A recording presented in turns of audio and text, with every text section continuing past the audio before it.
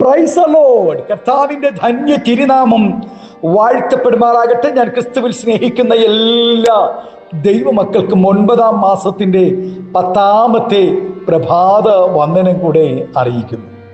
ലോകമെമ്പാടുമായിരുന്നു കൊണ്ട് ഈ വചന സന്ദേശത്തിൽ പങ്കാളികളാകുന്ന എല്ലാ ദൈവകുഞ്ഞുങ്ങൾക്കും എൻ്റെ ഹൃദയത്തിൻ്റെ ആഴമേറിയ സ്നേഹത്തെയും വന്ദനത്തെയും നന്ദിയും ഒപ്പം പ്രാർത്ഥനയും അറിയിക്കുന്നു. 97-ാം സങ്കീർത്തനത്തിൽ സങ്കീർത്തനക്കാരൻ പാടുന്നു, യഹോവയെ സ്നേഹിക്കുന്നവരെ ദോഷത്തെ വെറുപ്പിൻ, അവൻ തൻ്റെ ഭക്തന്മാരുടെ പ്രാണങ്ങളെ കാക്കുന്നു, ദുഷ്ടന്മാരുടെ കയ്യിൽ നിന്നും അവരെ വിടുവിക്കുന്നു.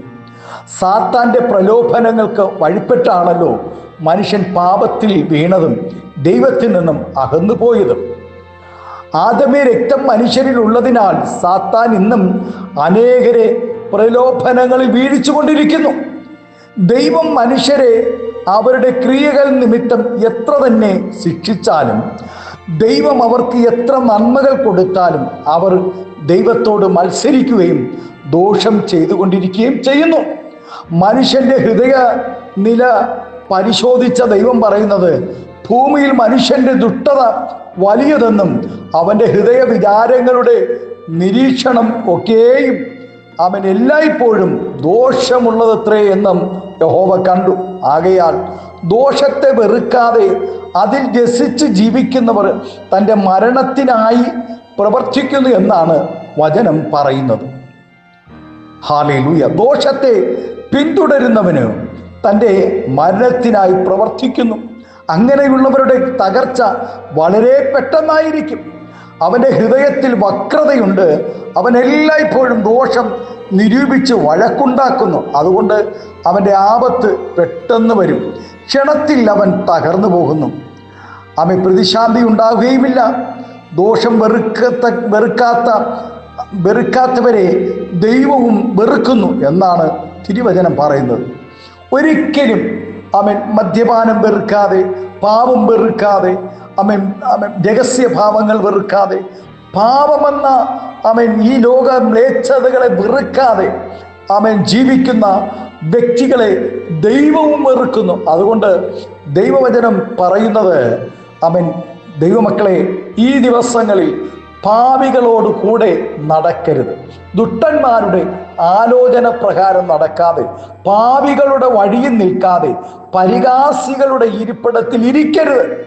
ദോഷം വെറുക്കാത്തവരെ ദൈവവും വെറുക്കുന്നു എന്ന് തിരുവചനം വ്യക്തമായി പറയുന്നു. ആകയാൽ നമ്മുടെ ഹൃദയത്തിൻ്റെ നില നാം തിരിച്ചറിയുകയും ദൈവത്തോടുള്ള സ്നേഹത്തിൽ മുതിർന്നു വരികയും ദോഷത്തെ വെറുക്കുകയും ചെയ്യാം.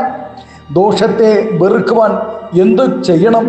ഇതിനുള്ള പരിഹാരമാർഗം ദൈവത്തെ സ്നേഹിക്കണം. ദൈവത്തെ സ്നേഹം കൊണ്ട് നമ്മുടെ ദൈവത്തെ സ്നേഹിച്ച് നമ്മുടെ ഉള്ളത്തിൽ നിറയ്ക്കുക എന്നതാണ്.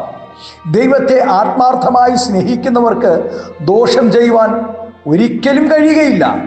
ദൈവത്തിൽ നിന്നും ജനിച്ചവൻ ആരും പാപം ചെയ്യുന്നില്ല. അവൻ്റെ വിത്ത് അവനിൽ വസിക്കുന്നു.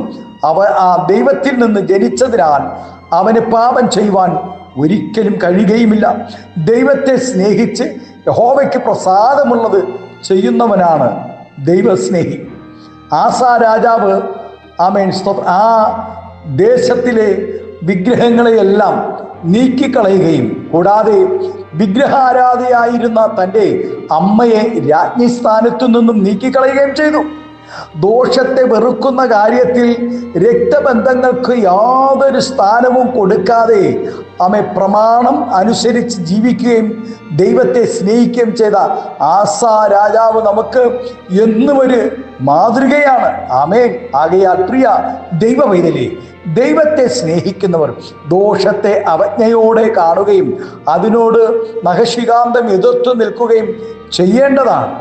അങ്ങനെ ദോഷത്തെ വെറുക്കുന്നവരുടെ പ്രാണനെ ദൈവം കാത്തു സൂക്ഷിക്കുകയും ചെയ്യും. ദോഷം ചെയ്യാതിരുന്നാൽ മാത്രം പോരാ, പാപത്തെ ശത്രുവായി കാണുകയും അതിനോട് ഹല്ലേലൂയ വെറുപ്പുള്ളവരായി തീരുകയും ചെയ്യണമെന്നാണ് നാം മനസ്സിലാക്കേണ്ടത്. ക്രിസ്തീയ ജീവിതം ഒറ്റ കുതിപ്പിൽ ലക്ഷ്യസ്ഥാനത്ത് എത്തുന്നതോ ചില ദിവസങ്ങൾ കൊണ്ടോ മാസങ്ങൾ കൊണ്ടോ തീർന്നു പോകുന്ന അവസാനിച്ചു പോകുന്നതുമല്ല. ഒരു ദൈവസ്നേഹവും വിശ്വാസ ജീവിതവും. ആമേൻ. ആകയാൽ ഭയത്തോടെ, ഭക്തിയോടെ, വിശുദ്ധിയോടെ, വേർപാടോടുകൂടെ നമുക്ക് ദൈവസന്നിധിയിൽ നിലനിൽക്കുവാൻ ദൈവം കൃപ നൽകട്ടെ. നമ്മുടെ കണ്ണുകളെ ദൈവസന്നിധിയിൽ അടയ്ക്കാം, നമുക്ക് പ്രാർത്ഥിക്കാം. ഹല്ലേലൂയ. യഹോവയെ സ്നേഹിക്കുന്നവരെ, ദോഷത്തെ വെറുപ്പിൻ. ആർക്കും ഒരു ദോഷം ചെയ്യാതെ, സ്നേഹിതർക്ക് ദോഷം ചെയ്യാതെ, മാതാപിതാക്കൾക്ക് ദോഷം ചെയ്യാതെ, ദൈവസഭയ്ക്ക് ദോഷം ചെയ്യാതെ, ദൈവദാസന്മാർക്ക് ദോഷം ചെയ്യാതെ, കർത്താവിൻ്റെ വചനത്തിന് ദോഷം ചെയ്യാതെ, ദൈവാലോചനകൾക്ക് ദോഷം ചെയ്യാതെ, ഭയത്തോടും ഭക്തിയോടും നമുക്ക് ദൈവസന്നിധിയിലായിരിക്കാം. നമ്മെ തന്നെ അതിനായി ഏൽപ്പിച്ചു കൊടുക്കാം. കണ്ണുകളെ അടയ്ക്കാം, പ്രാർത്ഥിക്കാം. സ്വർഗീയ പിതാവേ, സ്നേഹവാനായ ഞങ്ങളുടെ നല്ല ദൈവമേ, അനുഗ്രഹവും പ്രശാന്തവുമായ നല്ല പ്രഭാതത്തിനായി നന്ദിയോടെ സ്തോത്രം ചെയ്യും നാഥ. ഈ പ്രഭാതം നാഥ അനേക തലമുറകൾ ദോഷത്തിൽ വീണുകൊണ്ടിരിക്കുമ്പോൾ, അനേക യൗവനക്കാർ ദൈവത്തിൽ നിന്നും അകന്ന് ദോഷത്തിലും പാപത്തിലും ശാപത്തിലും വീണുകൊണ്ടിരിക്കുമ്പോൾ അവരെയെല്ലാം വിടുവിച്ചെടുക്കുവാൻ കർത്താവെ അങ്ങ് കരുണ തോന്നണമേ എന്ന് പ്രാർത്ഥിക്കുന്നു. വിദ്യാഭ്യാസം ചെയ്ത് ഞങ്ങളുടെ കുഞ്ഞുങ്ങൾക്കായി പ്രാർത്ഥിക്കുന്നു. ഭാവി ജീവിതങ്ങളിൽ പ്രവേശിക്കേണ്ട കുഞ്ഞുങ്ങൾക്കായി പ്രാർത്ഥിക്കുന്നു. ദൈവസഭകൾക്കായി പ്രാർത്ഥിക്കുന്നു. ദൈവദാസന്മാർക്കായി പ്രാർത്ഥിക്കുന്നു. ഏകാന്തതയുടെ അനുഭവങ്ങളിലായിരിക്കുന്നവർ, മാനസികമായ നിരാശകളിലായിരിക്കുന്നവർ, ശാരീരികമായ ക്ലേശങ്ങൾ, ഹോസ്പിറ്റലുകൾ, അഭയം പ്രാപിച്ചവർ, കർത്താവെ ഏതൊക്കെ ഭാരങ്ങളോടുകൂടെ ഇന്ന് പ്രഭാതം എൻ്റെ മക്കളായിരിക്കുന്നോ അവരെല്ലാം വിടുവിക്കണമേ എന്ന്, അനുഗ്രഹിക്കണമേ എന്ന് പ്രാർത്ഥിക്കുന്നു. എല്ലാവിധമായ നന്മകളും അനുഗ്രഹങ്ങളും പകരണം. മഹത്വം പങ്കെടുക്കണമേ യേശുവിൻ്റെ നാമത്തിൽ. കൃപയോടെ പ്രാർത്ഥന കേൾക്കണമേ സ്വർഗീയ നല്ല പിതാവേ. Amen, amen. Thank you. God bless you. ദൈവം എല്ലാവരും ഈ പ്രഭാതം ധാരാളമായി അനുഗ്രഹിക്കട്ടെ. Thank U.